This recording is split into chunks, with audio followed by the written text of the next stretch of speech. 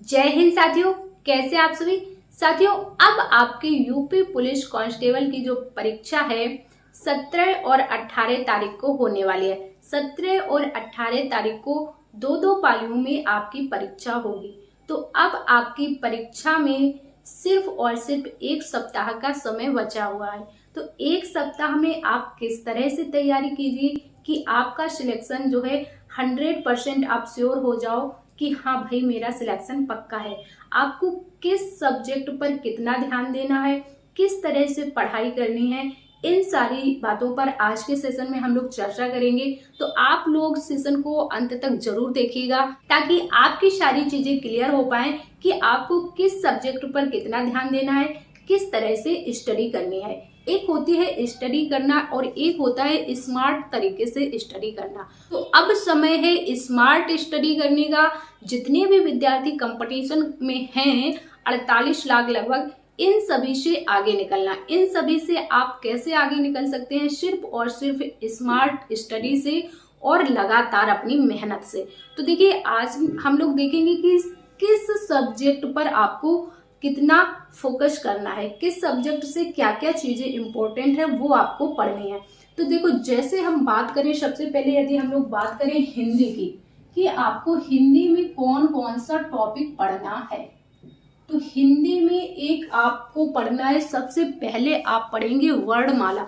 वर्णमाला को आप बहुत अच्छे से पढ़ लीजिए कि कौन से वर्ण, किस वर्ग के वर्ण का उच्चारण स्थान क्या है, स्वर कितने प्रकार के होते हैं, अग्र स्वर कौन सा है, पश्च स्वर कौन सा है, का वर्ग के वर्णों का उच्चारण स्थान कौन सा है, अंतस्थ व्यंजन कौन से हैं, संयुक्त व्यंजन कौन से हैं। वर्णमाला को आपको अच्छे से पढ़ना है। वर्णमाला से आपके 2 से 3-4 क्वेश्चंस बनते हैं। तो सबसे पहले आपको वर्णमाला पढ़ना है अच्छे से। इसके बाद विलोम शब्द, तद्भव, तत्सम, इनको भी अच्छे से कर लेना है। विलोम शब्द से आपके क्वेश्चंस बनते हैं, विलोम शब्द है ना। और आपके जो पुस्तकें हैं, लेखक और रचनाएं है ना, लेखक इनको भी पढ़ लेना है, रचनाएं भी पढ़ लेनी है कि कौन सी रचना किसकी है, रचनाएं, ठीक। और आपको हिंदी में क्या पढ़ना है? संधि समास, क्रिया, सर्वनाम, विशेषण। संधि समास, सर्वनाम, विशेषण भी आपको पढ़ने हैं। सर्वनाम से क्वेश्चंस बनते हैं, विशेषण से भी आपके अच्छे खासे क्वेश्चंस बन जाते हैं। समास, ये कुछ टॉपिक हैं जो आपको अच्छे से पढ़ लेना है। देखो जिनका सिलेबस कंप्लीट है उन्हें तो कोई समस्या नहीं है, लेकिन जिन विद्यार्थियों का सिलेबस कंप्लीट नहीं है तो आप लोग इन जो टॉपिक बताए जा रहे हैं आपको, इन टॉपिकों को पढ़ सकते हैं एक दिन में या फिर 2 दिन में। अभी लगभग 7-8 दिन का समय है आपके पास, तो 2 दिन में एक पोर्शन आप समाप्त कर सकते हैं। हिंदी का समाप्त कर सकते हैं, फिर अगले 2 दिन में आप जीएस को समाप्त कर सकते हैं। अगर आप सिलेक्शन पाना चाहते हैं तो करना ही पड़ेगा, है ना। तो हिंदी में ये पढ़ लेना। और एक हिंदी में आता है आपका गद्यांश, उससे आपके एग्जाम में 5 क्वेश्चंस पूछे जाते हैं गद्यांश से। तो उस गद्यांश के जो आंसर रहते हैं उसी में रहते हैं। आप लोग इतना बड़ा पैराग्राफ देख करके बहुत सारे विद्यार्थी छोड़ देते हैं वो वाले क्वेश्चंस, लेकिन वो क्वेश्चंस आपको छोड़ने नहीं है, कठिन नहीं होते हैं। आप पैराग्राफ जैसे जैसे पढ़ेंगे आपको उन क्वेश्चनों के आंसर उसी में मिल जाते हैं। तो इजी होता है, बहुत टफ नहीं होता है। तो वो 5 क्वेश्चंस होते हैं, 5 क्वेश्चंस माने 10 नंबर। 10 नंबर आपको छोड़ने नहीं है, 10 नंबर बहुत होते हैं, ठीक है। तो वो गद्यांश आपको पढ़ के उसके आंसर जरूर करने हैं, उसको छोड़ना नहीं है, ठीक है। तो ये हो गया आपका हिंदी। इसके बाद अगर हम लोग जीएस की बात कर लें, सामान्य ज्ञान की, सामान्य ज्ञान, तो देखो सामान्य ज्ञान में सबसे पहले आपको क्या करना है? अपना जो भारतीय संविधान है, क्या संविधान यानी कि पॉलिटी, संविधान को पढ़ लेना है। और कम से कम आपको 1 से लेकर के 75 आर्टिकल तक आपको अच्छे से पढ़ लेना है। 2-3 बार रिवाइज कर लेना है, तो यहाँ से ही आपको 2 से 3 क्वेश्चंस देखने के लिए मिल जाएंगे, 1 से लेके 60-70 आर्टिकल तक। ठीक है, संविधान पढ़ लेना है, आर्टिकल पढ़ लेने हैं आपको, इसमें अनुसूचियां भी पढ़ लेनी है, आर्टिकल अनुसूचियां, और जो भी इम्पोर्टेंट संशोधन हुए हैं वो भी आप देख लेंगे। इम्पोर्टेंट जो आपके संविधान संशोधन हुए हैं वो भी आपको देखने हैं। ठीक है, इसके बाद आपको यूपी जीके पढ़ लेनी है। ठीक है, पॉलिटी, यूपी जीके। इसके बाद जो आपके भारत में कौन सा मंदिर कहाँ है, कौन सी मस्जिद कहाँ है, किस वंश के शासकों ने बनवाया, ये भी आपको पढ़ लेने हैं। क्या मंदिर, ठीक है, ये आपको पढ़ लेने हैं। इसके बाद जो आपको कौन सी नदी का उद्गम स्थल क्या है, ये भी आपको पढ़ लेना है। यूपी जीके हो गया, संविधान हो गया, मंदिर हो गया आपका। इसके बाद आप हिस्ट्री, भूगोल, हाँ, और इसमें आप जनसंख्या वाला टॉपिक, जनसंख्या और पर्यावरण, है ना, जनसंख्या और पर्यावरण का जो आपका टॉपिक है ये भी कंप्लीट कर लेना। जनसंख्या से आपके क्वेश्चंस आएंगे। अभी आपकी 2011 वाली ही जनगणना के आंकड़े चल रहे हैं, 21 वाली अभी जनगणना हुई नहीं है, तो ये आपको कंप्लीट कर लेना है। इसके बाद जो आपके एक्ट आए हैं, अधिनियम बने हैं, जैसे टाइगर प्रोजेक्ट कब आया, पर्यावरण संरक्षण अधिनियम कब आया, या फिर उत्तर प्रदेश की जो भी योजनाएं हैं, 1 डिस्ट्रिक्ट 1 प्रोडक्ट, है ना, इस तरह की जो भी योजनाएं हैं वो भी आपको पढ़ लेनी है।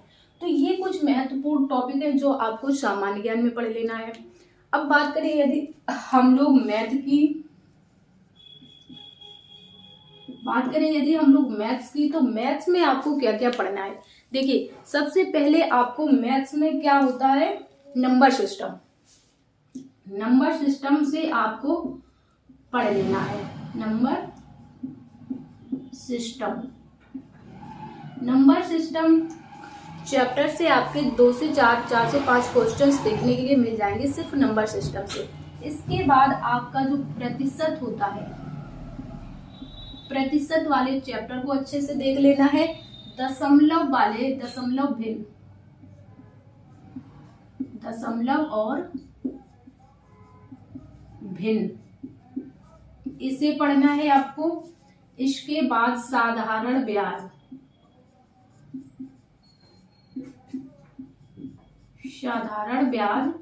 और चक्रवृद्धि ब्याज, ये भी आपको चैप्टर देखने हैं। नंबर सिस्टम हो गया, प्रतिशत हो गया, दशमलव भिन्न हो गया, साधारण ब्याज, चक्रवृद्धि ब्याज, और आपका एक अनुपात और औसत आपको रीजनिंग में भी मिल जाएगा, मैथ में भी मिल जाएगा। ज्यादातर औसत के क्वेश्चंस आपको रीजनिंग में देखने के लिए मिल जाएंगे। ठीक है, तो मैथ में अगर आप इतने चैप्टर भी पढ़ लेते हैं अच्छे से, तो आपके यहीं से देखो परसेंटेज से, नॉर्मल से क्वेश्चंस आपसे पूछ लेगा परसेंटेज से कि बताइए 240 का 50% कितना होगा, 240 का 10% का 20% कितना होगा, ऐसे क्वेश्चंस पूछ लेता है। नंबर सिस्टम से क्वेश्चंस बन जाते हैं आपके। ठीक है, अब इम्पोर्टेंट रीजनिंग में आपको क्या क्या पढ़ना है। रीजनिंग में आपको क्या क्या पढ़ना है, तो देखिए, रीजनिंग में सबसे पहले तो आपको जितने भी अंग्रेजी वर्णमाला के अक्षर होते हैं इनका क्रम याद होना चाहिए। जैसे ओ का स्थान क्या है, ओ किस नंबर पे आता है, एच किस नंबर पे आता है, के किस नंबर पे आता है, ये आपको याद होने चाहिए रीजनिंग के क्वेश्चन सॉल्व करने के लिए। दूसरा, आपको संख्याओं का वर्ग पता होना चाहिए कि 4 का वर्ग कितना होगा, 15 का वर्ग कितना होगा, ये चीजें। कोडिंग डिकोडिंग आपको पढ़ लेना है अच्छे से रीजनिंग में। क्या क्या, कोडिंग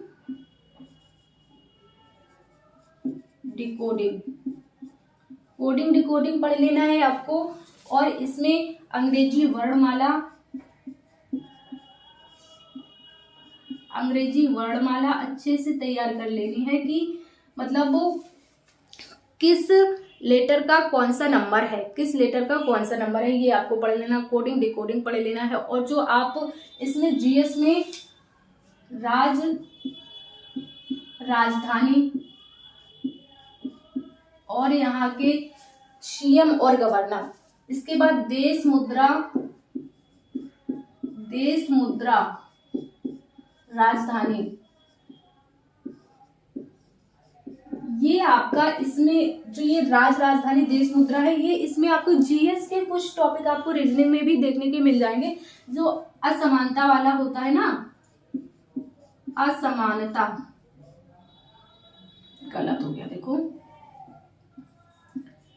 समानता, असमानता वाला, जैसे 3 किसी प्रकार से सेम है और एक आपका अलग है तो आपको उसमें से चुनना है। जैसे आपका दे देगा उत्तर प्रदेश, मध्य प्रदेश, बिहार और लखनऊ, तो यहाँ पर आपका क्या अलग हो जाएगा, लखनऊ, क्योंकि लखनऊ किसी राज्य की राजधानी है, बाकी तीनों स्टेट है। इस तरह से आपको दे देगा। रीजनिंग में ये आपको पढ़ लेना है, कोडिंग डिकोडिंग, अंग्रेजी वर्णमाला, असमानता, और एक आपका आता है क्या, रक्त संबंध भी आपको अच्छे से पढ़ लेना है, यहाँ से क्वेश्चंस बनते हैं।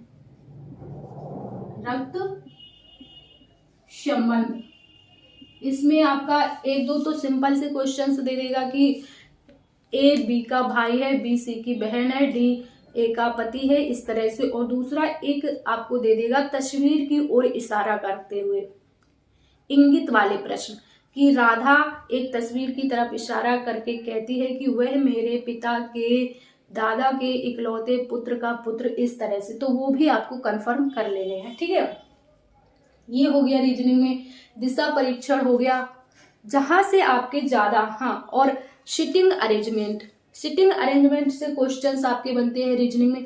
तो ये कुछ इंपॉर्टेंट टॉपिक है जिनको आप ये बचे हुए दिनों में अच्छे से रिवीजन करके 2 से 4 बार अपना स्कोर और ज्यादा इंक्रीज कर सकते हैं। बाकी जो विद्यार्थी हैं उनसे अपने आप को आगे ला सकते हैं। तो इन्हीं कुछ सब्जेक्टों पे आप फोकस कीजिए, अच्छे से पकड़ बनाइए, यहीं से क्वेश्चंस आपके ज्यादा से ज्यादा बनते हैं। तो साथियों, सेशन कैसा लगा है कमेंट्स में जरूर बताइएगा। यदि आपको पसंद आए तो अपने और साथियों के साथ शेयर अवश्य कीजिएगा। चैनल पर नए हैं तो चैनल को सब्सक्राइब कर लीजिए, और हम मिलेंगे आपसे नेक्स्ट सेशन में। जब तक के लिए स्वस्थ रहिए, मस्त रहिए, अपनी तैयारी अच्छे से करते रहिए। जय हिंद साथियों।